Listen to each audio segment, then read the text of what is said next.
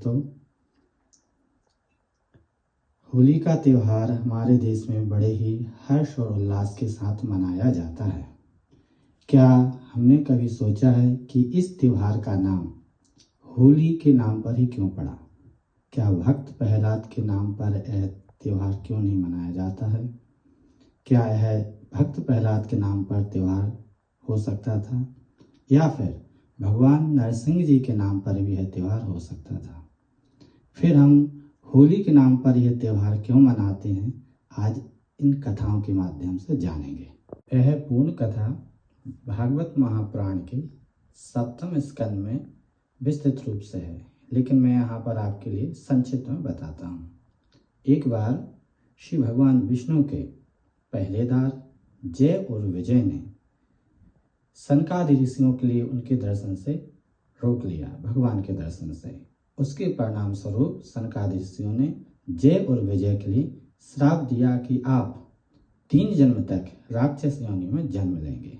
उसके श्राप के परिणाम स्वरूप जय और विजय हिरण्याकश्यप और हिरण्याक्ष बने और रावण और कुंभकर्ण बने, और वही कंस और चाणक्य के रूप में आए।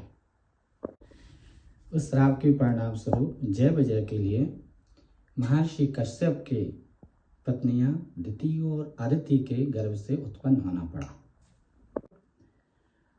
और दिति के गर्भ से जुड़वा हिरण्यकश्यप और हिरण्याक्ष ने जन्म लिया, और उन्हीं की बहन हुई होलिका। अदिति सदाचारी थी, जिनके गर्भ से उत्पन्न हुए बालक आदित्य हुए। ऐसा कथा में वर्णित है कि हिरण्याक्ष ने एक बार पृथ्वी को जलमग्न कर दिया और जल में ले जाकर पूरी पृथ्वी को छुपा दिया था, अर्थात पूरी पृथ्वी जलमग्न हो गई और त्राही त्राही मचने लगी। तब स्वयं नारायण ने 12 रूप धारण किया और पृथ्वी को फिर से वह जल के ऊपर लेकर आए और हिरण्याक्ष का वध भी किया। तब से नारायण से जो उसका भाई था हिरण्याक्ष का, हिरण्यकश्यप, बहुत ही रुष्ट हुआ। हिरण्याक्ष के वध के बाद हिरण्यकश्यप श्री भगवान विष्णु को अपना शत्रु मानने लगा। तब से उसने अपने नगर से और राज्य में कहा कि कोई भी भगवान विष्णु की पूजा नहीं करेगा और ना ही नारायण का जाप करेगा। हिरण्यकश्यप की पत्नी कयादु थी तो वो दैत्य जंब की पुत्री, किंतु थी वो धर्मात्मा। कयादु से हिरण्यकश्यप के 4 पुत्र हुए, सनहलाद, अनुहलाद, अहलाद और प्रहलाद। हिरण्यकश्यप ने ब्रह्मा जी की तपस्या की और ऐसा वरदान प्राप्त कर लिया कि उसकी मृत्यु किसी प्रकार से ना हो। जैसे कि उसने मांगा था कि उसकी मृत्यु ना जल में हो, ना थल में हो, ना दिन में हो, ना रात में हो, ना अंदर हो, ना बाहर हो, और ना ही 12 महीना में हो। ना अस्त्र से, ना शस्त्र से, ना दानव से, ना मानव से, ना ही देवताओं से और ना ही मनुष्यों से, ना किन्नर से, ना पशुओं से। ब्रह्मा जी ने कहा तथास्तु।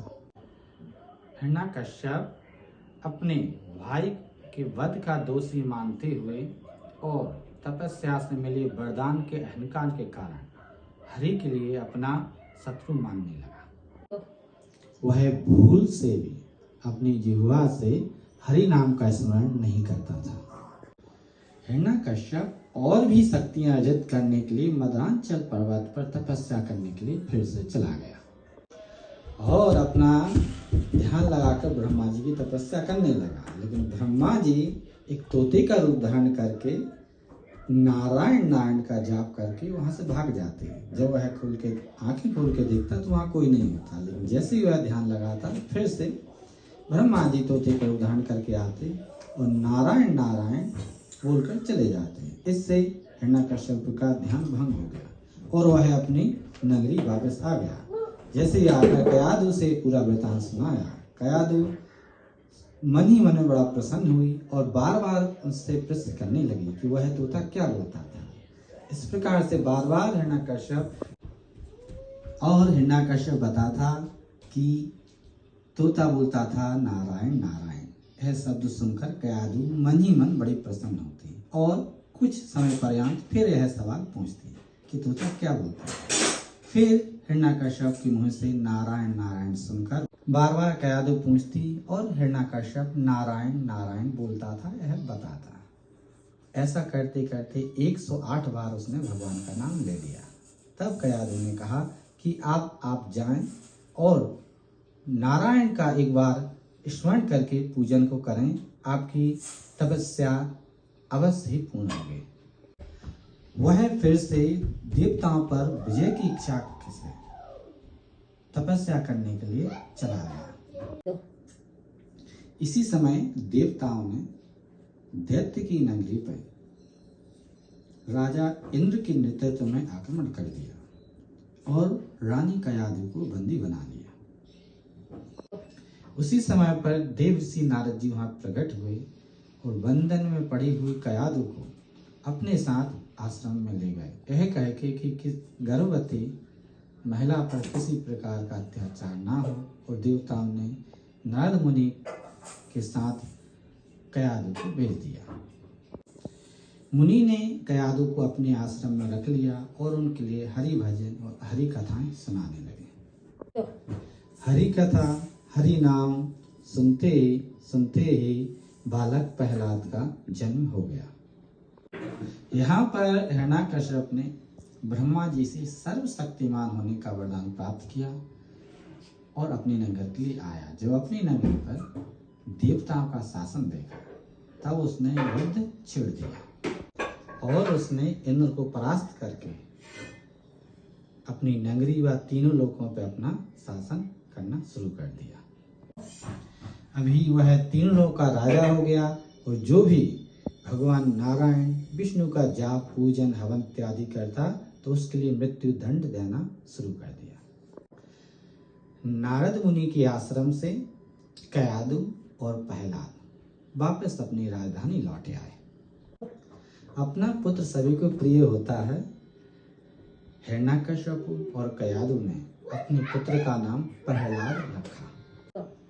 भक्त प्रहलाद ने जैसा ही बोलना शुरू किया, प्रहलाद जी के मुख से नारायण नारायण हरि स्मरण निकलने लगा। कयादू के लिए उल्हानी दी गई, चेतावनी दी गई और बालक प्रहलाद को भी डराया गया। प्रहलाद जैसे ही 5 वर्ष के हुए, हिरण्यकश्यप ने निर्णय ले लिया कि अब प्रहलाद को मारना है। हिरण्यकश्यप ने प्रहलाद को मारने के लिए कई प्रकार के यत्न किए। पहाड़ों से फेंकवाया और नदियों में फेंका गया, हाथी से कुचलवाना और सर्प को डसवाने जैसे क्रियाएं हिरण्यकश्यप ने प्रहलाद के लिए की। लेकिन भगवान ने हमेशा प्रहलाद जी की रक्षा की और वह जीवित ही रहे। राजस्थान से हिमाचल तक फैले हुए राज्य का राजकुमार था एलोची। होलिका और एलोची दोनों ही अत्यधिक प्रेम करते थे और दोनों का विवाह फाल्गुन मास की पूर्णमासी को निश्चित हुआ। और इसी समय पर पूर्णमासी के दिन राजकुमार एलोची अपनी भव्य बारात लेकर होलिका के नगर में आया। होलिका कोई साधारण स्त्री नहीं थी, वह स्वयं ब्रह्मा जी की और स्वयं अग्निदेव की उपासक थी। एक बार स्वयं अग्निदेव ने प्रसन्न होकर होलिका के लिए एक चुनरी या दुशाला कहें भेंट दी और कहा कि यह चुनरी ओढ़कर यदि आप अग्नि में प्रवेश करोगी तो अग्नि आपका कुछ नहीं बिगाड़ सकेगी और आप जिसको यह चुनरी उड़ा देंगे उसको भी अग्नि नहीं जलाएगी। हिरण्यकश्यप ने होलिका को बुलाया और कहा, होलिका, तुमको अग्नि में ना जलने का वरदान प्राप्त है। तुम्हें प्रहलाद को अपनी गोदी में लेकर अग्नि में बैठना होगा। तुमको अग्निदेव ने प्रसन्न होकर हरि नाम की चादर दी है।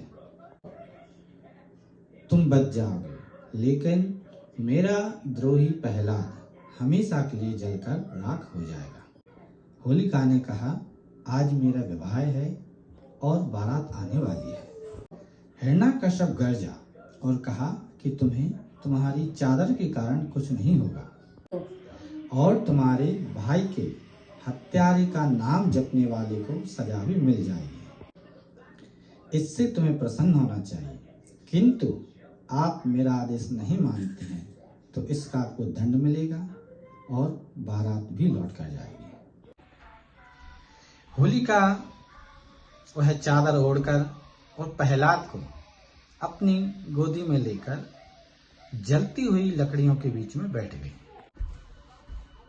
इधर जैसे ही अग्नि प्रज्वलित होती रही, यह और नारायण नारायण का नाम स्मरण अग्नि से आता रहा। जैसे होलिका जल रही हो और भक्त प्रहलाद नारायण नारायण का उच्चारण कर रहे हों। इसी तरह देखते देखते होलिका की देह का अंत होने लगा और भक्त प्रहलाद की नारायण नारायण का जाप तीव्र होता रहा। इधर इलोची अपनी बारात लेकर जैसे ही नगर में पहुंचा तो उसको इस बात की सूचना मिली। वह तुरंत जहां होलिका दहन हो रहा था भागता भागता पहुंचा और उस अग्नि में कूद गया। लेकिन अग्नि उस समय पर इतनी तीव्र नहीं थी जिससे वह अपने प्राण त्याग सकता था। इलोची तो बच गया, लेकिन वह प्रेम के वियोग के मारे बची हुई लकड़ियां और राख को यहाँ वहां पर बिखेरने लगा और जीवन के अंत तक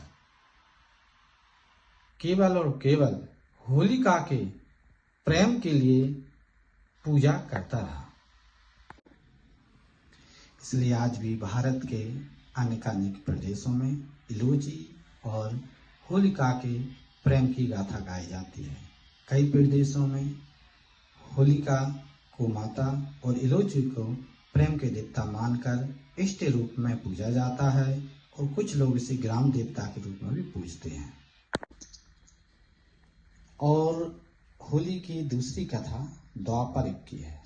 भगवान कृष्ण का जन्म हुआ, आप सभी जानते हैं। भगवान श्री कृष्ण श्याम वर्ण के थे और राधा रानी जो हैं गौर वर्ण के थे। गौर वर्ण की राधा रानी श्याम वर्ण के श्याम के लिए हमेशा उल्हाना देते थे, काला काला बोलते थे। आप सभी ने भजनों के माध्यम से सुना होगा कि राधा क्यों गोरी मैं क्यों काला, इस प्रकार के उल्हाने देते थे। तो कृष्ण भगवान श्री यशोदा जी के पास आके बोलते हैं कि यह सखियां मुझे उल्हाना देती हैं। तो यशोदा जी ने कहा कि आप अपना रंग इन सखियों को लगा दो। तब स्वयं भगवान कृष्ण ने श्याम वर्ण लेकर राधा जी के लिए लगा दिया। तब से ब्रज की होली प्रसिद्ध हुई। तब से लेकर आज तक लोग रंगों से और कई प्रकार के रंगों से होली खेलते हैं। इस प्रकार की है दूसरी कथा मैंने आपको बतलाई है। श्रीमन नारायण नारायण